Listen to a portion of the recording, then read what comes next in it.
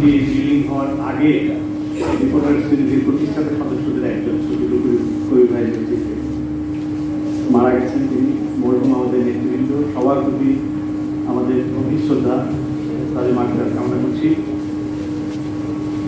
আমি আপনাদেরই একজন প্রবাসী অধিকার পরিষদের শত সহস্র ফেলোর মধ্যে একজন ফেলো কিন্তু অ্যাডভাইজার না, ফেলো হচ্ছে সঙ্গে থাকা, ফেলোশিপ অর্থাৎ সঙ্গে চলে। আপনারা গণ অধিকার পরিষদ, ছাত্র অধিকার পরিষদের ধারাবাহিকতায় আপনারা বাংলাদেশে আলো জ্বালিয়েছিলেন কোটা সংস্কারের। সেটি এসছে সড়ক নিরাপত্তায়, তারপর এসছে রাষ্ট্র মেরামতে।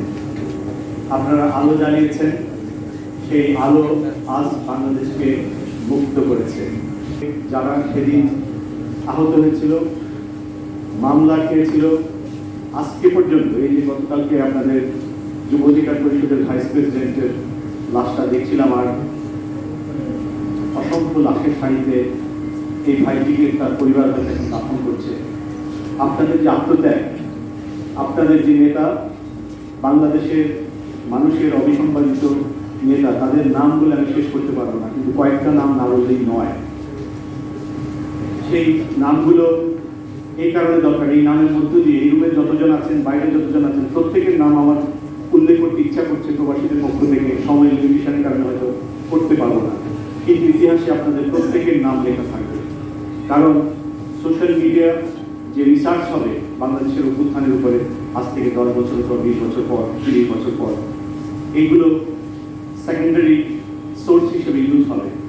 সুতরাং আপনাদের প্রতিটি যে কন্ট্রিবিউশন, সেটি হবে ইতিহাসের অংশ হয়ে গেছে এবং সেটি হবে গবেষণার এলিমেন্ট। আপনারা ইতিহাস রচনা করেছেন, একটি পর্যায়ে অতিক্রম করেছেন কোটা সংস্কার থেকে আজকে পর্যন্ত, এবং আপনাদেরই যারা ফেলো, তারা রাজপথে রক্ত দিয়ে তারা দেশকে স্বাধীন করেছে।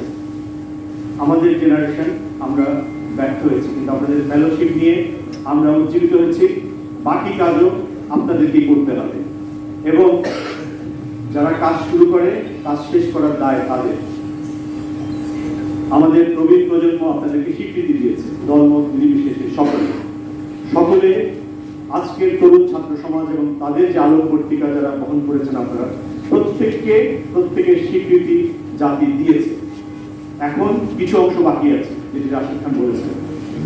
এই সরকারের কতগুলো কাজ বাকি আছে, অত্যন্ত দ্রুতগতিতে ঘটনা ঘটেছে, তাই আমরা আশা করব আগামী কয়েকদিনের মধ্যে অসম্পূর্ণ কাজগুলো আপনারা সম্পন্ন করবেন।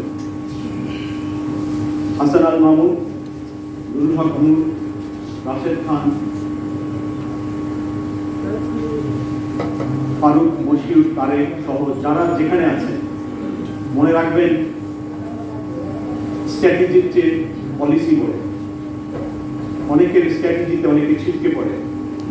প্রবাসী অধিকার পরিষদ কর্তৃক কবির, ইঞ্জিনিয়ার কবির আমাদের ভাই, বিপ্লব পোদ্দার, বর্তমান সেক্রেটারি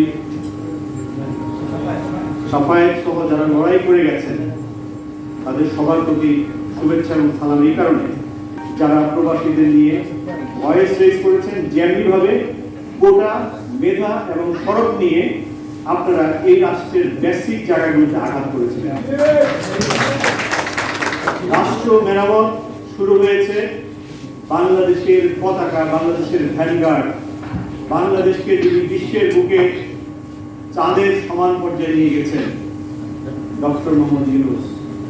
আমরা বিশ্বের যেখানে যাই আমাদের গর্বের মুখটা খুলে যায়। তুমি কি ডক্টর ইউনূসের লোক? তুমি কি ডক্টর ইউনূসের দেশের মানুষ? অলিম্পিকে একজন মানুষ কথা বলেছে, একজন, তিনি হচ্ছেন ডক্টর ইউনূস। শুধু এবার প্যারিসে নয়, গত 4 বছর আগে জাপানে আপনারা দেখেছেন। এই মানুষের এত বড় সম্মান ছিল, সেই মানুষকে যারা অপদস্থ করেছে, আজকে তাদের পরিণতি আপনারা দেখেছেন। এখান থেকে আমাদের শিক্ষা নিতে হবে, বর্তমান এবং ভবিষ্যতের নেতৃত্ব প্রত্যেককে। যদি আমরা শিক্ষা নিতে ভুল করি, তাহলে ইতিহাস আমাদেরকে ক্ষমা করবে না। সময় খুবই কম, আপনাদের সাথে প্রত্যেকের সঙ্গে আমার গলা মেলানোর ইচ্ছা, প্রত্যেকের সঙ্গে আমার আজকে গভীর শ্রদ্ধার সঙ্গে স্মরণ করছি ডাক্তার জাফরুল্লাহ চৌধুরীকে, যিনি আপনাদেরকে ভালোবাসতেন তার নিজের এবং পরিবারের এবং গণস্বাস্থ্য কেন্দ্রের চেয়েও বেশি। তিনি লন্ডনে, আমার সৌভাগ্য হয়েছিল তার মতো মানুষকে মৃত্যুর 1 বছর আগে লন্ডনের হাউস অফ কমন্সে একটা বড় অনুষ্ঠানে সমাপ্তি করা, সেখানে 71 মুক্তিযোদ্ধাদের সম্মান জানানোর জন্য তিনি 2টি কথা সেখানে বলেছিলেন। তার মধ্যে একটি কথা ছিল প্রবাসীদের, এবং সেটা আপনাদের জন্য প্রযোজ্য। আপনারা যে কাজগুলো করেছেন ওটাকে অ্যাপ্রিসিয়েট করে বলেছিলেন, রিটার্ন তোমাদেরকে একটা কাজ করতে হবে। এই 1.5 কোটি মানুষের কোনো অধিকার নাই বাংলাদেশে। এই যে ট্রাভেল ডকুমেন্ট, যে পাসপোর্ট, এটা ট্রাভেল ডকুমেন্ট, এটা পৃথিবীর কোথাও ট্রাভেল ডকুমেন্ট ছাড়া কিছু ব্যবহৃত হয় না। এবং এদেশে দেখুন, আপনি বিমানে টিকিট করতে গেলে পাসপোর্ট দিলে হবে, আপনাকে এনআইডি লাগবে। অর্থাৎ ওইটাই হচ্ছে বেসিক। বিশ্বের দেশে দেশে ন্যাশনাল আইডেন্টিটি কার্ড হচ্ছে সব কিছু। জন্মের পরে শুরু হয়, মৃত্যুর দিন ওটা শেষ হয়, অর্থাৎ থাকে তারপরেও থাকে। সো 1 বছরের মধ্যে এনআইডি দিতে হবে। বাংলাদেশের সরকার, এটা অন্তর্বর্তীকালীন অথবা তত্ত্বাবধায়ক আমি বুঝি না, এটা হচ্ছে বিপ্লবের অভ্যুত্থানের ফসল। জনগণের সরকার, কোন তত্ত্বাবধায়ক সরকার যদি জনগণের ভাষায় কথা না বলে, আপনারা ইউনুস স্যারকে বলে দেবেন আমাদের যে বিপ্লবের মিশন, সেই মিশন থেকে উনি বিচ্যুত হয়েছেন। বাকিটা উনি দেখবেন, না দেখলে ভয়েস রেজ করবেন, কারণ উনি ভয়েসকে পছন্দ করেন। উনি ভয়েসলেসকে ভয়েস দিতে, ভয়েসের সঙ্গে অ্যাডজাস্ট করতে, নিজে যুক্ত হতে পছন্দ করেন। যেমন হিন্দু বৌদ্ধ খ্রিস্টান ঐক্য পরিষদকে নিয়ে উনি কোনো উপদেষ্টাকে দেননি, নিজে বসে বলেছেন তোমরা কি করতেছে, ফাইন, ট্রাইব্যুনাল হবে, এটা হবে, সেটা হবে, কমিশন হবে, ফাইন। বাট যে কথাটি বলেননি, সে কথাটি আমি একজন সাংবাদিক হিসেবে রাষ্ট্রপতির সঙ্গে 3 বছর আমি কাজ করার অভিজ্ঞতা থেকে বলছি, বাংলাদেশের অস্তিত্ব নিয়ে কেউ যদি হুমকি সৃষ্টি করে, সে যদি আমার ভাই হয়, আমার মামা চাচাও হয়, আপনারা মাফ করবেন। যদি বলে তার বাড়ি ভাঙচুর হয়েছে, তার এনআইডি নাম্বার এবং অ্যাড্রেসটি নিয়ে স্থানীয় থানায় গিয়ে কথা বলুন। আপনারা যেভাবে সারা পৃথিবীতে যোগাযোগ করেছেন, খোঁজ নিন তার বাড়ি ভেঙেছে কিনা। যদি ভেঙে থাকে, তাৎক্ষণিক ব্যবস্থা নিন, সে যে দলেরই হোক, তাকে গ্রেপ্তার করার জন্য আপনি ভয়েস তুলুন, আমরা আপনার সঙ্গে আছি।